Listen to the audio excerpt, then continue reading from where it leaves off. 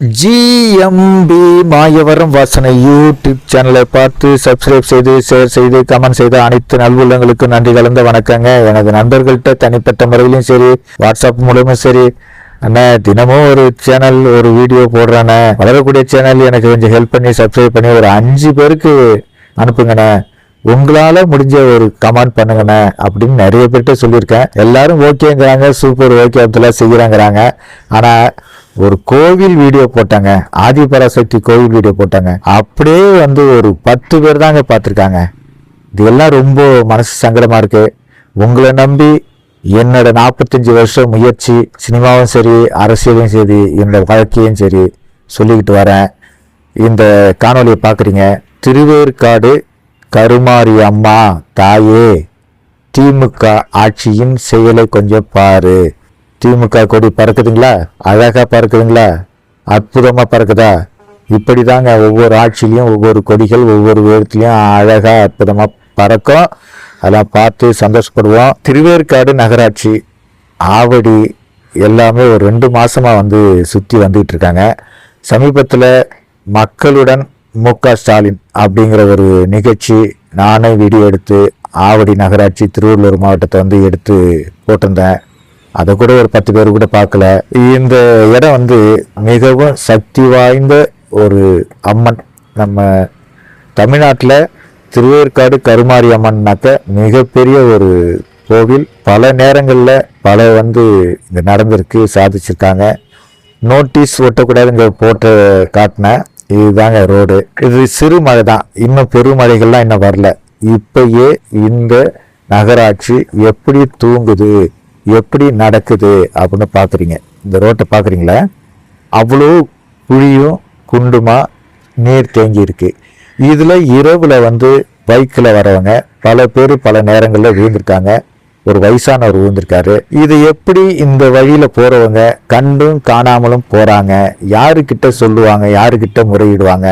ஏன்னா முகாமெல்லாம் பயங்கரமாக நடந்துச்சுங்க. நானும் வீடியோ எடுத்து போட்டேன். இதை பார்க்குறீங்களா? இது ஒரு சாக்கடை நீர், அதோட மழை நீர்.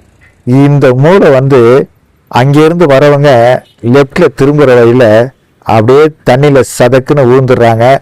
பழக்கப்பட்டவங்க பார்த்து ஓட்டுவாங்க. என்ன மாதிரி பழக்கம் இல்லாதவங்க பல பேர் இருக்காங்க. அவங்கெல்லாம் விழுந்து எழுந்திரிச்சு காலை வாரிக்கிட்டு போகிறாங்க. இந்த மரம் எப்போ விழுந்த மரம்னே தெரியாதுங்க. இலையெல்லாம் காஞ்சி போயிடுச்சு. அப்போ இந்த வழியாக நான் மாநகராட்சி போகிறாங்களா, கவுன்சிலர் போகிறாரா, மாநகராட்சி அதிகாரிகள் போகிறாங்களா, அரசாங்க அதிகாரிகள் போகிறாங்களா, அரசியல் தலைவர்கள் போகிறாங்களா? இந்த கொடி, இந்த பேனரு, இது எல்லாமே பார்க்கறதுக்கு சந்தோஷமாக தாங்க இருக்குது. இந்த சாக்கடை நீரில், இந்த மழை நீரில் கொசு உற்பத்தி ஆகுமா ஆகாதா? இல்லை இந்த அரசு, திராவிட மாடல் அரசு சந்தோஷமாக நம்ம வளர்ந்துக்கலாம் அப்படின்ட்டு முட்டையிடுமா? இது சிங்கார சென்னையா? இந்த பேனர்லாம் பாருங்களேன், போஸ்டர்லாம் பாருங்களேன். இப்படிப்பட்ட தலைவர்கள் போஸ்டர் அடிக்கிற காசுக்கு அந்த பணத்தை இந்த மாதிரி பள்ளங்களை, இந்த மாதிரி ரோடுகளை கொஞ்சம் கஷ்டப்பட்டு கொஞ்சம் சிரமப்பட்டு சம்மந்தப்பட்ட அதிகாரிகளை கூப்பிட்டு இதை சரி செய்யலாமே. ஏன் ஒருத்தருக்கு கூட சூடு சொன்ன கிடையாதா? ஒருத்தர் கூட ஒரு சாப்பாட்டில் உப்பு போட்டு சாப்பிடலையா? ஒருத்தர் கூட இங்கே தமிழ்நாட்டில் பிறக்கலையா? வீட்டில் பெட்டு ரோட்டில் போட்டு போயிருக்கானுங்க, மக்கி கிடக்கு. அவன் போட்ட நாய் ஒரு ஃபோனை பண்ணி கார்பரேஷனில் சொன்னால் அந்த பெட்டை தூக்கிட்டு போடுவாங்க. இங்கே கொசு முட்டையிட்டு வளருது, டெங்கு இங்கே உருவாகுது, மலேரியா இங்கே உருவாகுது. இதெல்லாம் பார்த்துக்கிட்டு போகிற மக்கள் என்னைக்கு தான் விழிப்புணர்வு பெற போகிறாங்க? இங்கே ஒரு சிக்கன் கடை இருக்குது, இங்கே உட்கார்ற இங்கே உட்கார்ற கொசு இதுலேருந்து உற்பத்தியாக்கி அந்த கடையில் போய் உட்காரோம்ல, அந்த கறியில் போய் உட்காரோம்ல, அதை வாங்கிட்டு போய் நம்ம சமைச்சு சாப்பிட்றோம்ல. ஏண்டா மனிதர்களே மனிதர்களே மனிதர்களே, அதிகாரிகளே அதிகாரிகளே அதிகாரிகளே, உங்களை கேவலமா பேசுறதுக்கு மனசு வருது. இருந்தாலும் கொஞ்சமா பேசலான்ட்டு என்ன வருது? அம்பத்தூர் 7 கிலோமீட்டர் தேவி கருமாரி அம்மன் கோயில் பக்கத்துல. இப்போ இது மிகப்பெரிய ஒரு கோடி கணக்கில் செலவு பண்ணி ஒரு ஹாஸ்பிட்டலுங்க. இந்த ஹாஸ்பிட்டல் பக்கத்துல இருக்கு. இது சுகாதாரம் எப்படி உருப்படும்? சுகாதார நோய் எப்படி வராம இருக்கும்? சாதாரண படிக்காதவங்க நாங்கெல்லாம் பல கேள்விகளை கேட்குறோம். இந்த கேள்விக்கு நீங்கள் பதில் சொல்ல வேணாம். ஒரு 10 பேருக்கு இந்த வீடியோவை பரப்புங்க, அனுப்பி வைங்க. ஆட்டோமேட்டிக்காக இதெல்லாம் நடக்கும். சன் நியூஸும் புதிய தலைமுறையும் 7 நியூஸும் கலைஞர் டிவிலையும் அப்படியே மக்களோட ஆட்சி, நம்ம முதலமைச்சரோட ஆட்சி, திமுக ஆட்சி, விடியல் ஆட்சின்னு அப்படியே போட்டு தள்ளுறீங்க.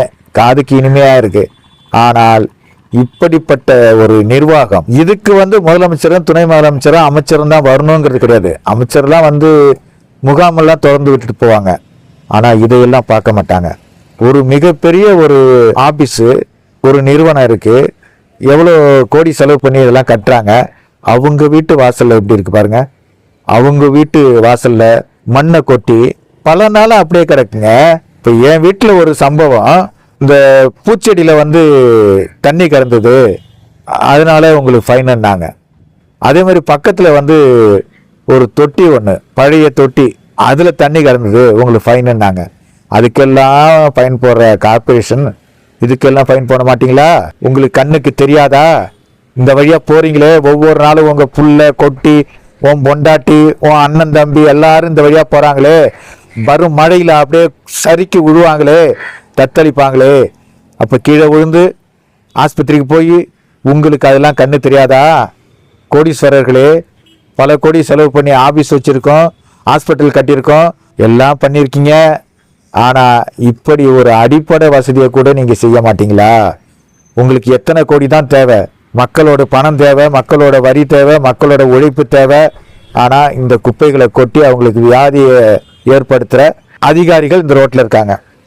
இதை பாருங்க, எத்தனை நாளாச்சு தெரியுமா இந்த இடங்கள்லாம் சீர் செய்யாமல் என்ன பண்ணுறீங்க? இப்படியே தானே குப்பையில் போகிறீங்க, இப்படியே தானே நடந்து போகிறீங்க, இப்படியே தானே வண்டியில் போகிறீங்க. கொஞ்சமாவது சூடு, சொர்ணம், மான, ரோசம், வெக்கம் இருந்தால் ஒவ்வொரு மக்களும் வெவ்வேறு விதத்தில் வேறு வேறு இடங்கள்ல பேசிக்கிட்டு தான் இருக்காங்க, காரி துப்பிக்கிட்டு தான் இருக்காங்க. கொஞ்சம் கூட காயில் விடல. இது எவ்வளோ பெரிய பஸ் ஸ்டாண்டு தெரியுங்களா? திருவேற்காடு பஸ் ஸ்டாண்டுனா, இந்த ஒரு மழைக்கு பக்கத்தில் இந்த நாய் செத்து 2-3 நாள் ஆச்சுங்க. 2-3 நாளாக ஆகுது அந்த நாய் செத்து. அதை தூக்கி போகிறதுக்கு ஒரு கார்பரேஷனில் யாரும் வர மாட்டாங்களா? முகக்கவசம் போட்டுங்க, கை கிளவுஸ் போட்டுங்க, இதை தூக்கிட்டு போடுங்க நாயை. இது அப்படியே கிடக்கு. இன்னும் 2 நாளில் புழு பூத்துரும். இங்கே புழு பூத்து அப்படியே எதிரில் ஆஸ்பத்திரியில் போய் உட்காரோம். அதை தான் மனுஷன் சாப்பிட்றான். இந்த டிரான்ஸ்ஃபார்ம் சரியான முறையில் மூடல, அந்த ஒயரெல்லாம் அப்படியே திறந்து கிடக்கு. வேலை செய்கிற நாய்களுக்கு சம்பளம் வாங்குற நாய்களுக்கு கார்பரேஷனில் கான்ட்ராக்ட் எடுத்தாலும் சரி, மேஸ்திரியாக இருந்தாலும் சரி, எல்லா நாய்களுக்கும் பார்க்குறேன்டா. நான் பல இடங்களை பார்க்குறேன்டா. அதை சீர் செய்ய முடியாதாடா? உன் பொண்டாட்டி பிள்ளைங்க இங்கே வந்தால் ஒரு மழை பெஞ்சுனா வழுக்கிட்டு உள்ளே விழுண்டா, அடிபடுண்டா, ஆஸ்பத்திரி போகண்டா, சில நேரத்தில் உயிரே போகண்டா. அப்படியே செய்கிற வேலையை அரசாங்க வேலைன்னா என்ன? அரசாங்க வேலைன்னா என்ன? சம்பளம் மாதம் மாதம் சம்பளத்தை வாங்கிட்டு வீட்டுக்குள்ளே தூங்குற மனிதர்களே, இதை பாருங்க. அந்த திருவேற்காடு கோவில் அவ்வளோ அற்புதமான கோவில். அந்த கோவிலில் எத்தனை பக்தர்கள், எத்தனை லட்சம் மக்கள், எவ்வளோ கோடி வசூலாகுது. இப்படி இருந்தும் இந்த திருவேற்காடு மாநகராட்சி, நகராட்சி கொஞ்சம் கூட கண்டுக்கல. எதிரில் ஒரு ஆஸ்பத்திரி, எதிரில் ஒரு ஹோட்டல், இதெல்லாம் இருந்தும் சீர் செய்ய முடியல. தயவு செய்து மக்களே இதை ஷேர் பண்ணுங்க. இது 4 முனை ரோடு. இரவில் மழை பெஞ்சினா அப்படியே முக்கிக்கிட்டு முனைக்கிட்டு தான் வீடு போய் சேர வேண்டியதாக இருக்குது. குப்பை என் கூலமாக அப்படியே கிடக்கு. ஹோட்டலுக்கு முன்னாடியே குப்பை இருந்தால் ஹோட்டல் உள்ள எப்படி இருக்குன்னு நாமளே நினச்சி பார்க்க வேண்டியதான். தயவு செய்து அதிகாரிகளே கொஞ்சமாவது யோசிங்க. உங்கள் பிள்ளைய பாருங்கள், உங்கள் குட்டியை பாருங்கள், உங்கள் சொந்த பணத்தை பாருங்கள், ஹோட்டலுக்கு பக்கத்தில் குப்பையை பாருங்கள். இதையெல்லாம் மனசாட்சி இருந்தால் உண்மையாகவே அரசாங்கம் இதையெல்லாம் கண்டுக்காமல் போகுமா? ஜிஎம்பி மாயவரம் வாசனை யூடியூப் சேனல். அப்துல்லா. கடவுள் மனிதனை படைத்தானா? மனிதன் கடவுளை படைத்தானா? ஜெயிப்பது யார், தோற்பது யார்? போட்டி நடக்குது பூமியிலே. மதங்களின் பெயரை சொல்லி சொல்லி மனுஷன் ஏமாத்துறான். படிச்சவனும் அதை நம்புறான், பாமரனும் இதை ரசிக்கிறான். எங்கே